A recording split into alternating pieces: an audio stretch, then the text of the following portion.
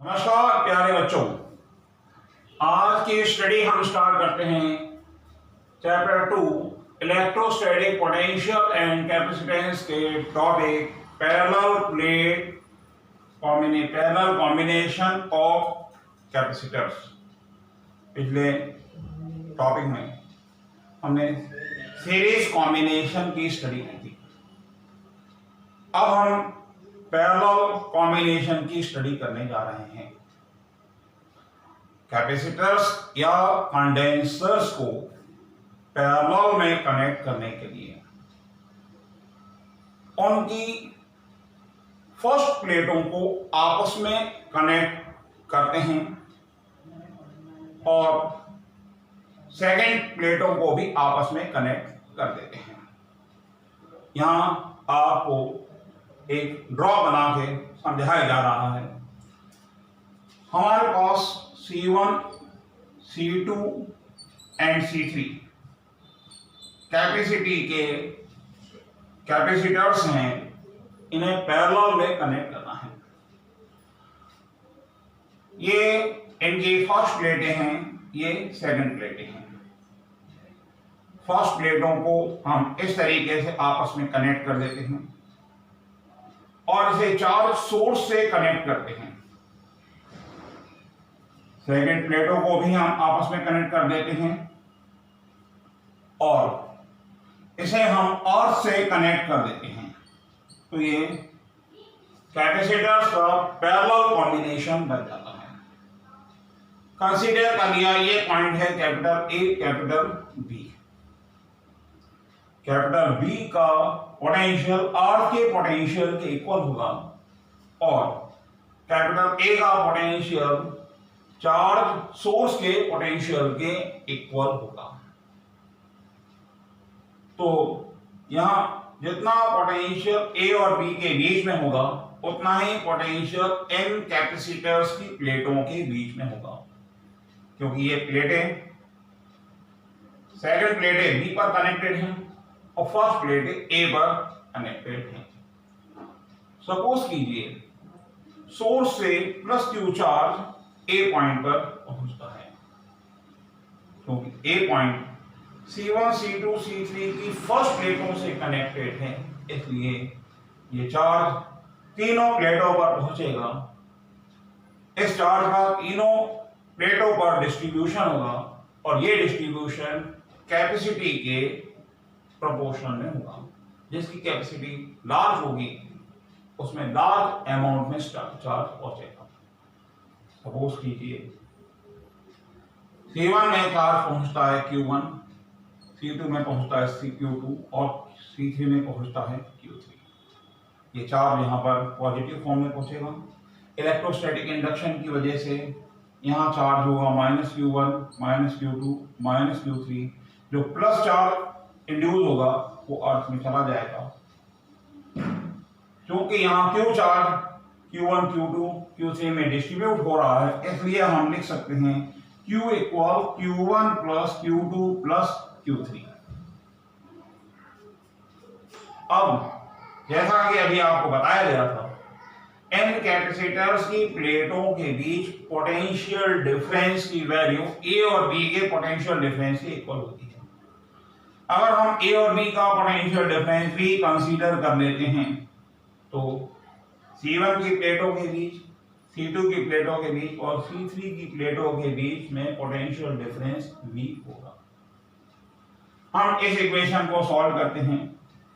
इसके लिए हम फॉर्मूला इस्तेमाल करते हैं charge equal capacity into potential difference. अगर हम इस कॉम्बिनेशन की कैपेसिटी C कंसीडर करते हैं तो हम Q की वैल्यू C इंटू V लिख सकते हैं, क्योंकि जहां हमने कैपेसिटर्स को कनेक्ट किया ए और बी, उनके बीच में पोटेंशियल डिफरेंस है V, तो Q की वैल्यू C इंटू V के इक्वल होगी।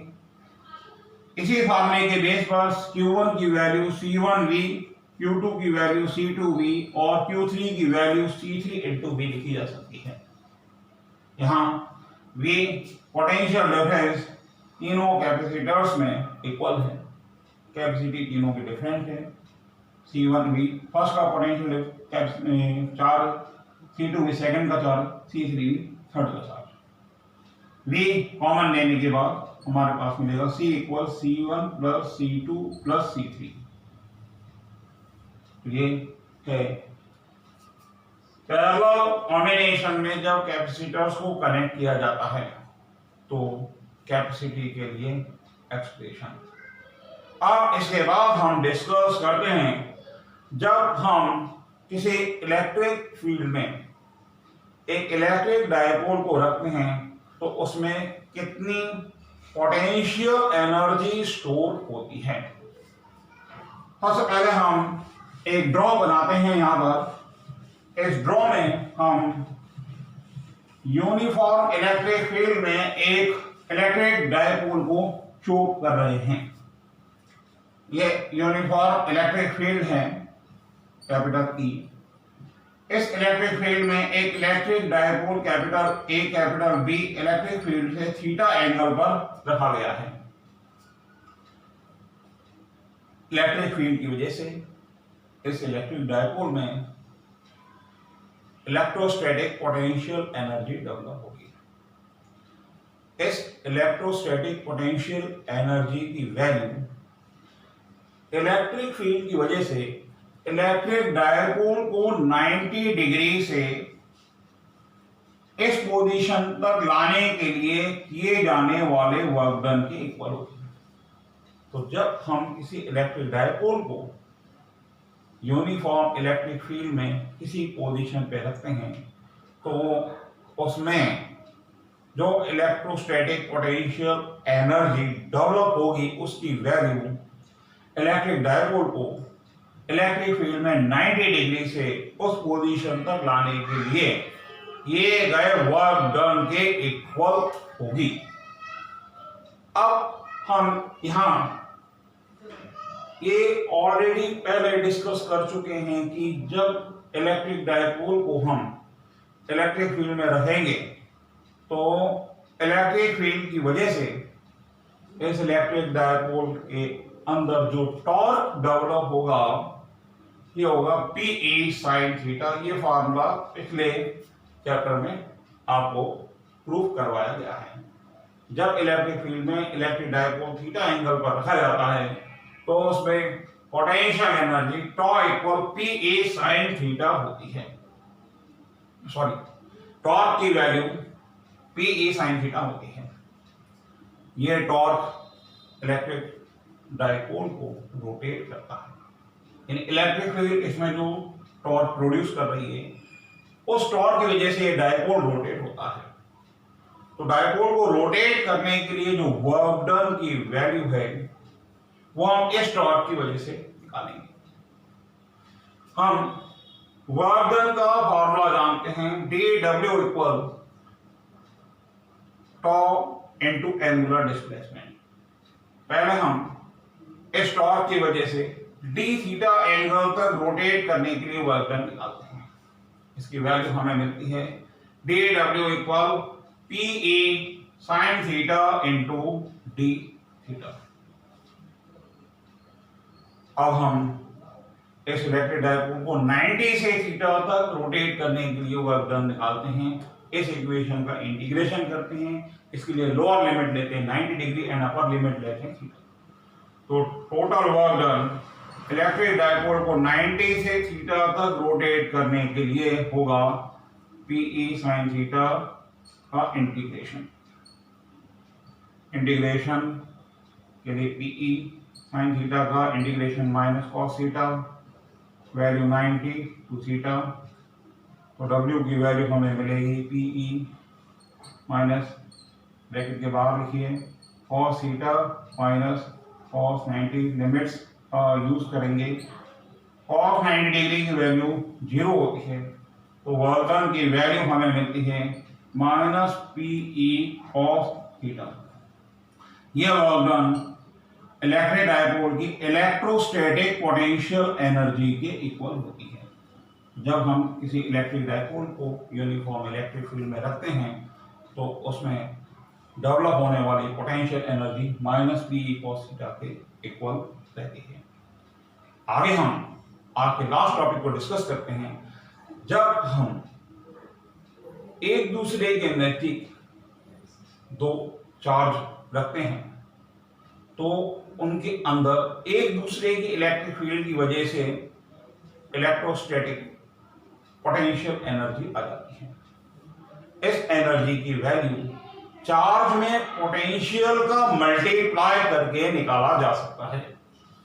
सपोज कीजिए हमारे पास Q1 एंड Q2 चार्जेस हैं, ये एक दूसरे से स्मॉल r डिस्टेंस पर रखे हुए हैं। एक चार्ज है Q1, दूसरा चार्ज है Q2, इनके बीच की डिस्टेंस, इनके बीच का सेपरेशन है स्मॉल r। तो Q1 चार्ज की वजह से इस पॉइंट पर पोटेंशियल होगा V1 इक्वल 1/4 पाई एप्सिलॉन 0 के Q1 अपॉन R, यहाँ के डाइलेक्ट्रिक कांस्टेंट है इन चार्जेस के बीच में रखे हुए मीडियम। उसी तरीके से Q2 चार्ज की वजह से Q1 पर जो पोटेंशियल की वैल्यू होगी V2 इक्वल 1/4 पाई एप्सिलॉन 0 के Q2 अपॉन R। अब हम इस चार्ज सिस्टम में पोटेंशियल एनर्जी कैलकुलेट करने जा रहे हैं। तो पोटेंशियल एनर्जी की वैल्यू चार्ज और पोटेंशियल के प्रोडक्ट के इक्वल होती है। तो जो पोटेंशियल एनर्जी की वैल्यू हमें मिलेगी वो मिलेगी Q1 इंटू V2 या फिर Q2 इंटू V1। ये वैल्यू इस चार्ज सिस्टम की पोटेंशियल एनर्जी के इक्वल रहती है। तो U की वैल्यू हमें ये वैल्यूज पुट करने पर हम यहाँ V2 की वैल्यू या यहाँ V1 की वैल्यू पुट करें, हमें एनर्जी की वैल्यू मिलेगी 1/4 पाई एप्सिलॉन 0 के Q1 into Q2 upon small r।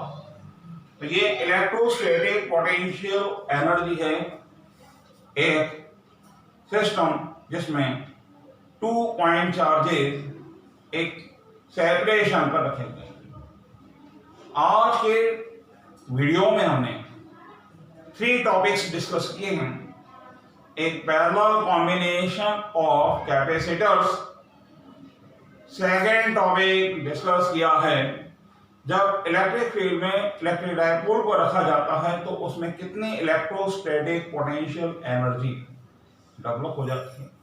और तीसरी हमने इलेक्ट्रोस्टैटिक पोटेंशियल एनर्जी के लिए वैल्यू निकाली है एक चार्ज सिस्टम जिसमें, एक ऐसा सिस्टम जिसमें 2 पॉइंट चार्जेस कुछ डिस्टेंस पर रखे हुए हैं। नेक्स्ट क्वेश्चन आपको नेक्स्ट वीडियो में समझाए जाएंगे। Thank you and good bye.